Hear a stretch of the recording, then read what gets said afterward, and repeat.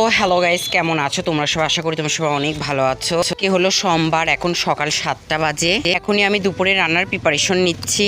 আমি ফার্স্টে হলো চুলাতে ভাত দিয়ে দিছি, আর আজকে রান্না করব হলাম গরুর মাংস। এগুলো ফ্রিজ থেকে আমি আরো 1 ঘন্টা আগে বের করে রাখছিলাম। আর গাইস বিফের ভিতরে আমি আলুও দিছি। আজকে হলো তাড়াহুড়া করে রান্না করার মেন কারণ হচ্ছে আজকে আমি গ্রোসারি শপিং করতে যাব, এই জন্য। এদিকে আমার ভাত রান্না করা হয়ে গেছে, আর এখন আমি বিফটা রান্না করব।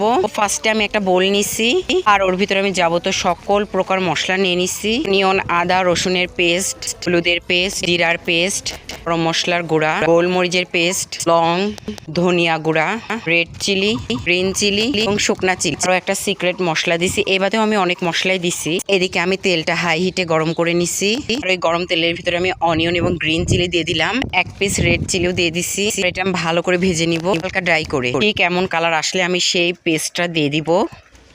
তো মশলা দিয়ে আমি যে পেস্টটা বানিয়ে নিয়েছি সেই পেস্টটা তো দিয়ে দেওয়ার পরে বারবার এটা নাড়াচাড়া করতে হবে যেন নিচে পুড়ে না ধরে। আর একটু কিন্তু পানি দেওয়া যাবে না। মশলাটা মিক্সড করতে যেটুকু পানি দিছি তাই, আর কোনো পানি দেওয়া যাবে না। মশলাটা আমি 10 মিনিটস কুক করে নেওয়ার পরে তারপরে আমি বিফগুলো দিয়ে দিব। এক্সট্রা করে কোনো পানি দিব না, কারণ হলো বিফ থেকে একটা পানি বের হয়, সেই পানিতেই হলো বিফটা সিদ্ধ হয়ে যাবে। আর যেহেতু এটা আমি প্রেসার কুকারে দিই নাই, এটা সিদ্ধ হতে একটু দেরি লাগবে। বেসিক্যালি আলুটা তো সিদ্ধ হতেই চায় না, বেশিক্ষণ জাল দিলে। এটা রান্না করতে 25 মিনিটসের মতো লাগবে। গাইস, এটাই ছিল আজকে আমার দুপুরের লাঞ্চ। ভিডিওটা ভালো লাগলে অবশ্যই এটা সাবস্ক্রাইব করো। আল্লাহ হাফেজ, বাই।